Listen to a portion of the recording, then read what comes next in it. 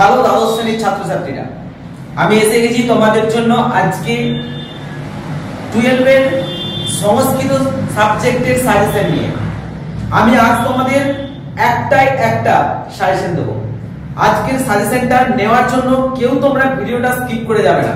কে বলতে পারে একটু স্কিপ করলে একটা নম্বর তোমাদের কাছ থেকে বেরিয়ে যাবে।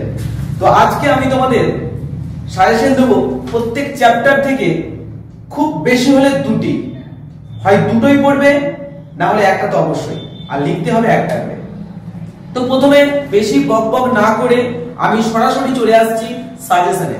মূল সাজেশনে আমরা দেখব যে গদ্যাংশের মধ্যে দুটো গদ্য আমাদের পড়তে হয়, এক আর্যাবর্ত বর্ণনাম আর বনগাতা গুহা। আর্যাবর্ত বর্ণনাম থেকে আমি তোমাদেরকে মাত্র একটা কোশ্চেন দেবো, পরীক্ষার খাতায় ওই কোশ্চেনটা আসবে। আমি তোমাদের আজ বলে দিচ্ছি, সবাই ইউটিউবে লাস্ট মিনিট সাজেশন দেয়, আমি তোমাদের আজ লাস্ট সেকেন্ড সাজেশন দিচ্ছি। তোমরা শুধু মিলিয়ে নেবে। আর্যাবর্ত বর্ণনাম থেকে তোমাদের আসবে আর্যাবর্তের সাথে স্বর্গের তুলনা, এটা তোমরা কমন পাবে। আমি রাতের পর রাত জেগে এই সাজেশনটা তোমাদের জন্য তৈরি করেছি। ব্যাস, আর্যাবর্ত বর্ণনাম থেকে শুধুমাত্র আর্যাবর্তের সঙ্গে স্বর্গের তুলনা, আর কিছু করতে হবে না। যদি এটা বলো আমার ভালো লাগে না, আমার গল্প ভালো লাগে, বনগাতা গুহা করবো, তাহলে চলে এসো। এখানে সবচেয়ে ইম্পর্টেন্ট আছে অলিভ ওরবার চরিত্র বিশ্লেষণ করো। অলিভ ওরবার চরিত্র বিশ্লেষণ করো। যদি মনে হয় না একটু রিস্ক হয়ে যাচ্ছে স্যার, একটা করবো না, তাহলে আমি বলবো বনগাতা গুহা থেকে আর একটা কোশ্চেন একটু চোখ বুলিয়ে যাও, সেটা হলো কশ্যপ এবং অলিভ ওরবার আর্থিক অবস্থা। আর কিছু করতে হবে না, গদ্যাংশ বন্ধ করে দাও। তোমরা চলে এসো পদ্যাংশে। পদ্যাংশ আমাদের দুটো, একটা গীতা আর একটা গঙ্গা স্তোত্রম। পদ্যাংশ থেকে একটি মাত্র কোশ্চেন দেবো, সেটা হচ্ছে গীতার কর্মযোগ। গীতার কর্মযোগের বর্ণনা, এই কোশ্চেনটা তোমরা করে যাও। আমার যারা ছাত্রছাত্রীরা আসছে তারা এখান থেকে একটি কোশ্চেন প্রিপারেশন নিয়েছে, এই গীতা থেকে একটি কোশ্চেন করেছে এবং করে একটি মাত্র লিখিয়েছে। এমন ভাবে যা পড়বে ওটাই লিখে নেবে। তোমরা যদি এই নোটসটা পেতে চাও, আমার এই ভিডিওর কমেন্ট বক্সে জানাও একটি কোশ্চেন। যদি বলো না আমার গীতা মুখস্থ করতে ভালো লাগে না, আমি সহজ কিছু মুখস্থ করব, তাহলে চলে এসো গঙ্গা স্তোত্রম। গঙ্গা স্তোত্রমে গঙ্গার বর্ণনা বা ঘুরিয়ে গঙ্গার মাহাত্ম্য, গঙ্গার বর্ণনা বা গঙ্গার মাহাত্ম্য তোমরা করে যাও। এরপর চলে আসছে নাটক, বাসন্তিক স্বপ্নম। তোমরা সবাই জানো এখানে একটি মাত্র নাটক আমাদের পাঠ্য, এবং এই নাটক থেকে দুটো কোশ্চেন থাকে, একটা করতে হয়। তোমরা করবে সবার আগে ইম্পর্টেন্ট যেটা মনে হয় এবং অবশ্যই পরীক্ষাতে পেয়ে যাবে, সেটা হচ্ছে রাজা ইন্দ্রবর্মার সঙ্গে কৌমুদীর কথোপকথন। রাজা ইন্দ্রবর্মার সাথে কৌমুদীর কথোপকথন, এটা তুমি 100% পেয়ে গেছো। যদি বলবো না যে এটা করবো না, আমি অন্য করবো, তাহলে করবে কৌমুদীর চরিত্র বিশ্লেষণ করো। কৌমুদীর চরিত্র বিশ্লেষণ করো। রিক্স হয়ে যাচ্ছে, দুটোই পেয়ে যাবে। যদি না পাও তাহলে আরেকটা দেখে নাও, রাজা ইন্দ্রবর্মার চরিত্র। তোমরা একটা কথা বলি শোনো, রাজা ইন্দ্রবর্মার চরিত্র আর কৌমুদীর চরিত্র যদি তুমি করে নিতে পারো, দুটো চরিত্র, একটা চরিত্র পাবে। যদি বলো না আমার সাজেশনটা ব্যর্থ হয়ে গেল, তাহলে একটা কোশ্চেন কিন্তু আসছে যে বাসন্তিক স্বপ্ন নাটকের চরিত্রগুলির বর্ণনা দাও। তাহলে দেখো ইন্দ্রবর্মা করে নিয়েছো, কৌমুদী করে নিয়েছো, আর কে আছে? ইন্দু শর্মা আছে, আর আছে প্রমোদ কনক লেখা। ওগুলো একটু একটু করে লিখে নিতে পারতে। এমনি একটু করলে তুমি বাকি তিনজনের ক্যারেক্টার লিখে নিতে পারবে। দেখো এরপর আসছে ভাব সম্প্রসারণ। ভাব সম্প্রসারণে থাকে সবচেয়ে বেশি ইম্পর্টেন্ট এবছরের জন্য অসক্ত আচরণ কর্ম কর্মাপ্রতি পুরুষ, এটা আসছে। নেক্সট ভাব সম্প্রসারণ বলবো ন কর্ম না পুনরারম্ভ নৈষ্কর্ম, এটা দেখে দিও।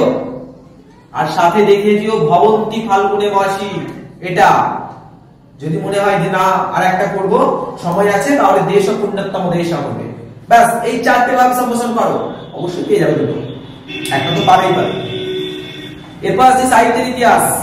সাহিত্যের ইতিহাসে এবছরে খুব খুব খুব ইম্পর্টেন্ট জয়দেব ও গীত গোবিন্দ এসে গেছে হয়তো। তারপর আয়ুর্বেদ চর্চা। আয়ুর্বেদ চর্চা মানে তুমি এটা করতে পারো ভারতের প্রাচীন চিকিৎসা শাস্ত্র।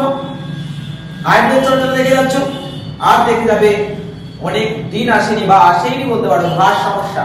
ভাষ সমস্যা সম্পর্কে একটি নাতিদীর্ঘ প্রবন্ধ।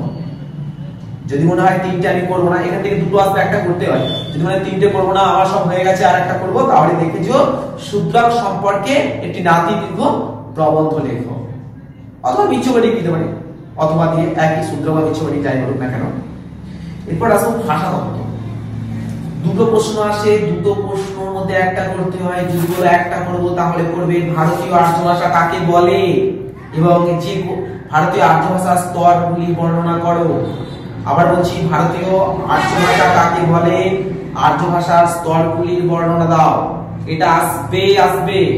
যদি মনে হয় না আমি এটা পারবো আর একটা নেবো স্যার, তাহলে আমি বলবো ইন্দো ইউরোপীয় ভাষা গোষ্ঠীর 2টি শাখা এবং 10টি উপশাখার বর্ণনা। তোমাদের একদিকে 6টা, একদিকে 4টে যে বর্ণনা, ওই নামগুলো করে যেও। এরপর দেখো আমি আসছি প্রবন্ধ রচনার মধ্যে। প্রবন্ধ রচনা এই বছরের জন্য খুব খুব খুব ইম্পর্টেন্ট। বিবেকানন্দ, ঘুরিয়ে বলতে পারি আদর্শ পুরুষ, তার মানে আদর্শ পুরুষ পড়ছো মানে বিবেকানন্দ হয়ে যাচ্ছে। দ্বিতীয় বলবো কালিদাস, প্রিয় কবি বলবে না, কিন্তু প্রিয় কবি আর বছরে পড়ে গেছে 23-এ, তো 24-এ বলে দেবে বিবেকানন্দ। তারপর দেখেছিও অন্তর্জালম, টেস্ট পেপারের প্রত্যেকটা পাতায় আছে অন্তর্জালম, এটা দেখেছিও। তারপর হালকা করে দেখে নিও পরিবেশ দূষণ। আর যদি মনে হয় আরো রিস্ক হয়ে যাচ্ছে আমি দেখবো, তাহলে মমগ্রাম দেখে নিও। এই ছিল আমার সাজেশন। এই সাজেশনটা তোমরা তাড়াতাড়ি মুখস্থ করে নাও, মুখস্থ করে খাতায় লিখে নাও। যদি তোমাদের কোনো নোটসের প্রয়োজন হয় আমায় কমেন্ট করো। আর এই ধরনের আরো ভিডিও পেতে বা অন্যান্য সাবজেক্টের ভিডিও পেতে আমাকে অবশ্যই কমেন্ট করো। কিছুদিনের মধ্যে ইতিহাস যাদের আছে, ইতিহাসের সাজেশন আসতে চলেছে, লাস্ট মিনিট সাজেশন। তোমরা ভিডিওটা ভালো লাগলে লাইক শেয়ার কমেন্ট করো, আর এই ভিডিওটাকে তোমার বন্ধুদের কাছে পাঠিয়ে দাও যাতে তারাও করতে পারে। তুমি একা কেন করবে বলো, তারাও করুক, তাদের কাছে পাঠিয়ে দাও। আর একটি লাইক এবং কমেন্ট করে যেও। আর পরীক্ষার পর যদি তোমরা সাজেশনটা কমন পাও আমাকে জানিও। এই বলে আমি ভিডিওটা শেষ করলাম। ভালো করে পড়াশোনা করো, বেস্ট অফ লাক।